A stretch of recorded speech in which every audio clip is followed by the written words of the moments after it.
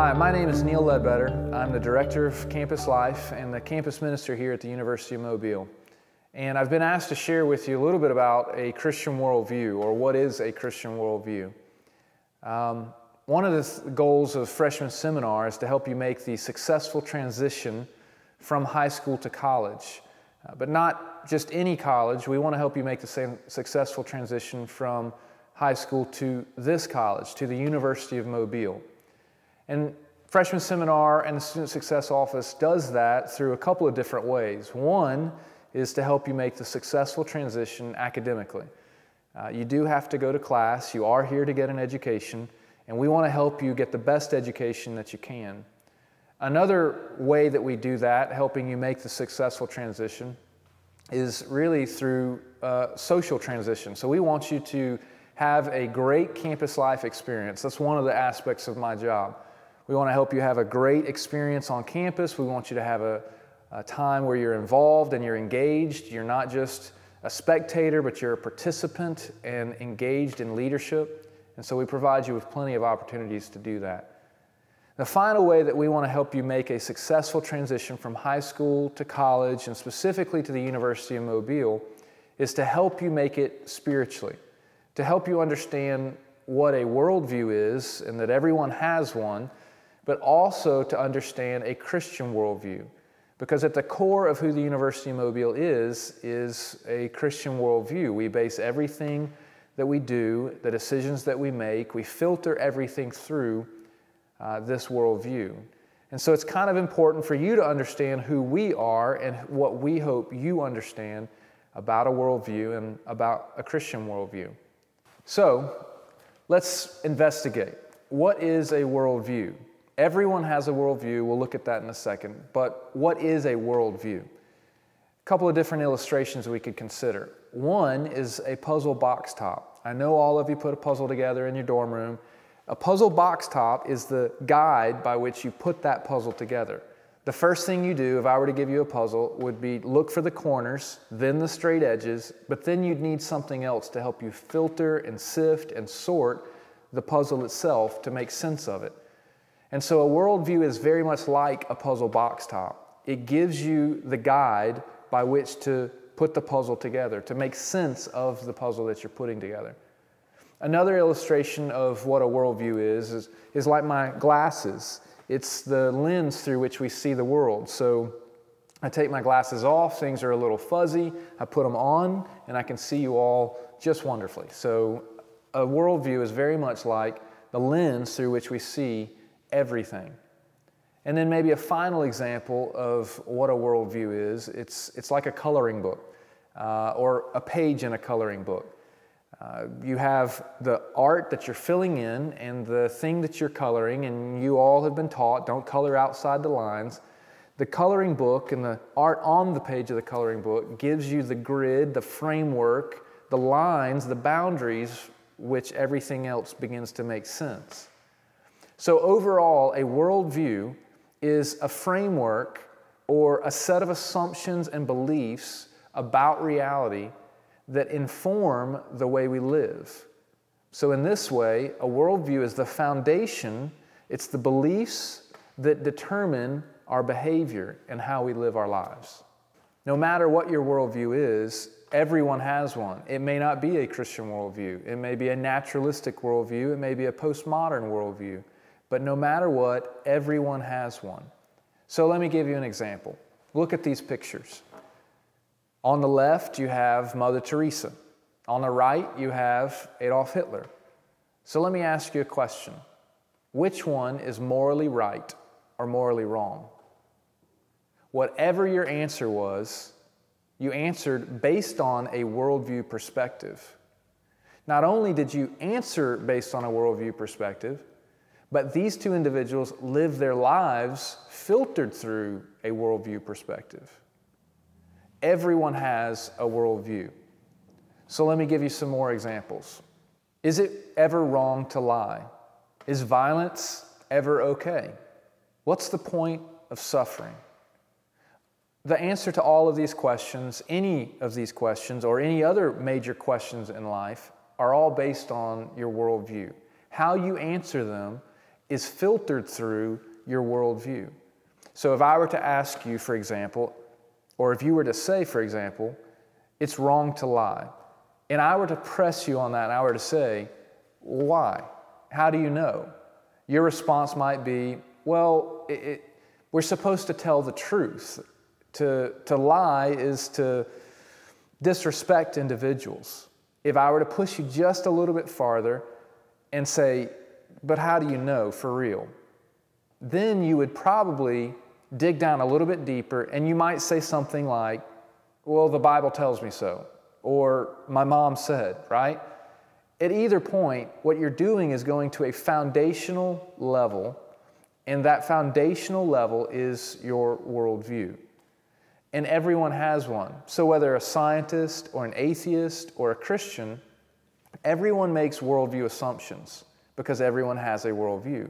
This is why it's so important to begin to evaluate every worldview, to understand that every worldview asks a set of questions, and then we have to sift and sort those worldviews and the answers they give to those questions through a set of tests to understand which worldview can stand up under the weight and the pressures of life, which one is livable, and which one gives us the real answers and the real meaning behind everything. So every worldview needs to be tested and needs to be understood as to whether it can stand up under the pressures of life. So what are the questions that every worldview asks? There are three basic questions every worldview asks, no matter the worldview. The first question is, what is the purpose of all things? Why are we here? Why is there something rather than nothing? Why do we exist, and what are we intended to live for? Every worldview begins with that. Every worldview has to answer that question. The second question is, what's the problem with all things?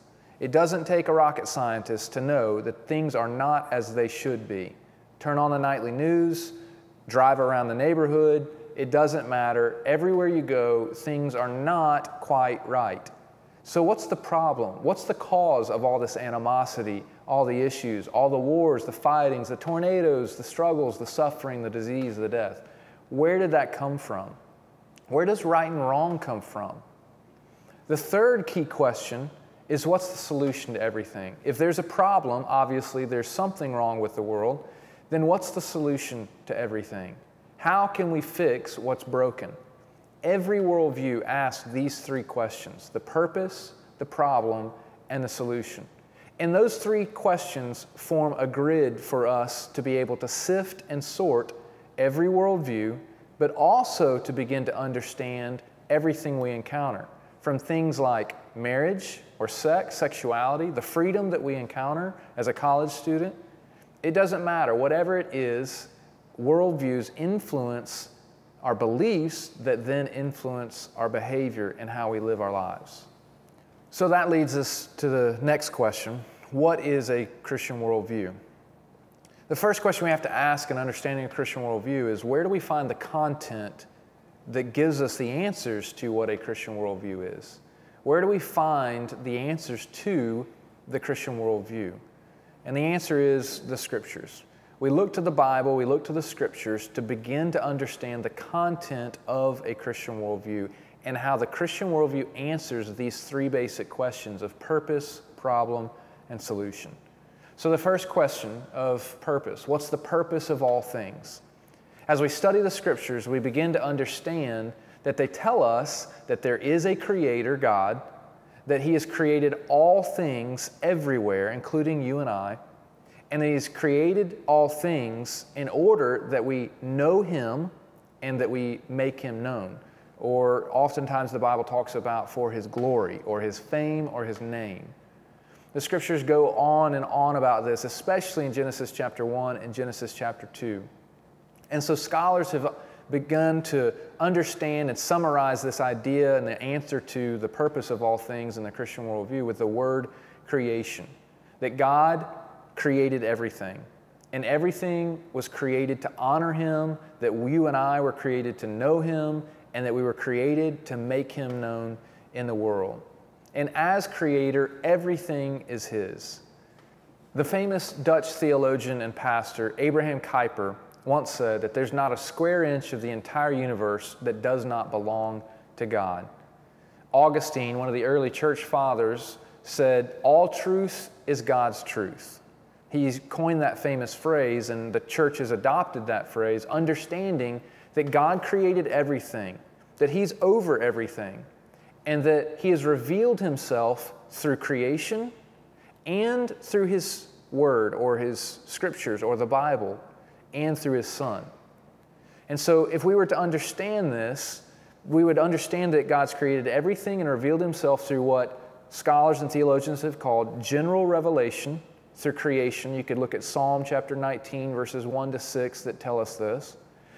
And He's revealed Himself through special revelation or through His Word. You could look at Psalm chapter 19, verses 7 to 11. And that means that He is over all and that He has revealed Himself through creation and through the Scriptures in order for us to know Him. The purpose of all things is God, and the purpose of all things is that we know God and we make Him known in the world. The second question that every worldview has to answer is, what's the problem with everything? Every worldview has to wrestle with this. The Christian worldview, as we study the Scriptures, tells us, and it begins in Genesis chapter 3, that everything was created good in Genesis 1, but then by Genesis chapter 5, everything is bad or off. In fact, in Genesis chapter 1, the repeated chorus and refrain is, "And it was good, and it was good, and it was good." By the time you get to Genesis chapter 5, you hear, "And he died, and he died, and he died." Something happened between Genesis 1 and Genesis chapter 5. And the answer lies in Genesis chapter 3. And there we see that God created everything good, but man rebelled against Him. That we thought ourselves better kings and rulers and saviors. And we raised our fists to God, and we dethroned God, and we enthroned ourselves. The result was chaos. From Genesis chapter 3 on, you read over and over again of the evil that entered the world through sin, through rebellion. You read that good gifts were distorted, that our relationship with God was broken, that our relationship with each other was broken, and that the earth was even broken. This is the Christian worldview's answer to the problem of all things, of why suffering exists, of why disease and death exist, because we rebelled against God. So that leads us to the last question. What's the solution to all things? As we study the Scriptures, we begin to understand that the Christian worldview's idea and understanding of the solution to all things is Jesus. The Bible teaches us that Jesus is our Redeemer, and so scholars and theologians understand or answer this last question of the purpose of all things with redemption, or redemption in Jesus Christ. So what we saw is that God created everything. He's holy, He's infinite, He's sovereign, and we rebelled against Him. That's the problem or the fall. And He should have crushed us, but He didn't do that. Instead, He came in the form of Jesus, and He willingly laid down His life for us. And He became our substitute or our sacrifice so that we didn't have to die. So the solution in the Christian worldview is redemption in Jesus. And Jesus came and He called all men to submit to His rule, to submit to His kingdom. And in doing so, to believe the gospel or the good news that there's salvation or rescue or redemption from the bad news, which is our sin and self-salvation. So turn from self-trust and trust in Jesus. That's the Christian worldview's understanding of the solution to all things.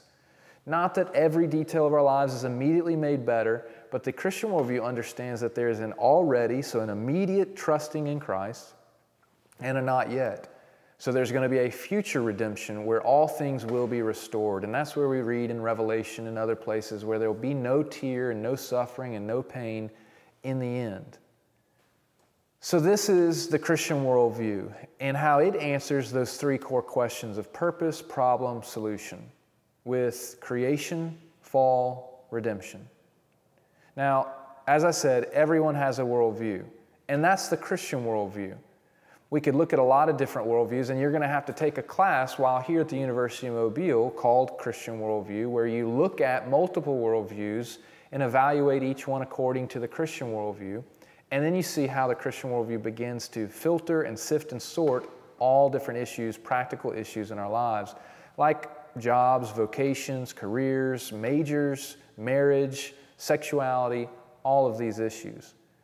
But every worldview has to be weighed. It has to be tested. We want to understand, is this worldview something that can be truly lived? Will it stand up under the pressures and the weight of real life? And when we do that, we can test every worldview according to sort of 4 different tests. The first is the test of evidence. Is there evidence for the claims of the worldview that really verify what's being claimed?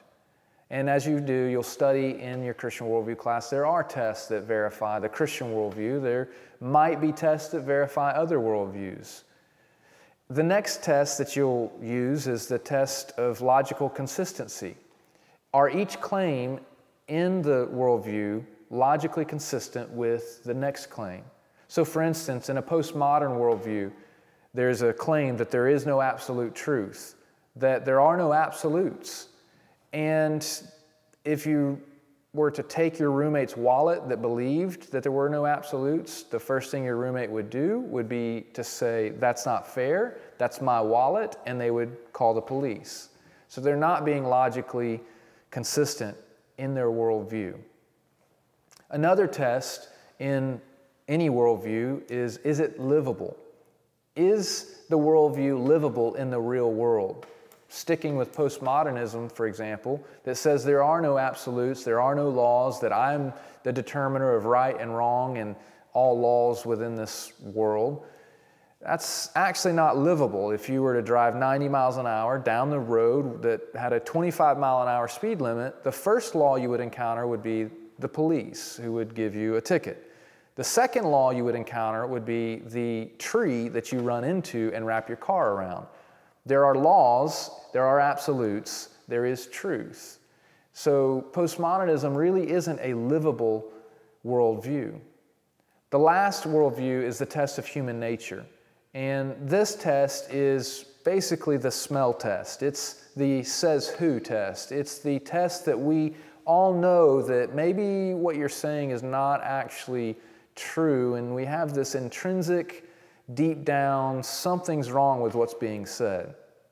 This is what C.S. Lewis talks about with the law of human nature, is that we all know there's actually something more in the world. We actually know that we were created for something more, but maybe we can't pinpoint what it is and what that looks like. Well, the Christian worldview gives some very definitive, clear answers to that. The bottom line is, with a worldview, everyone has one. It's the framework that we operate on that determine how we behave and live our lives. Not everyone has a Christian worldview. Some of you may have come to the University of Mobile and you do have a Christian worldview, but unfortunately it's a flimsy Christian worldview, meaning it's really someone else's worldview. Someone else told you what to believe and you haven't investigated it for yourself. And so here at the university, we're going to challenge you to truly investigate what is the Christian worldview. How does it inform and shape every area of my life, especially my vocational calling, especially areas like marriage and family, especially areas like engaging culture.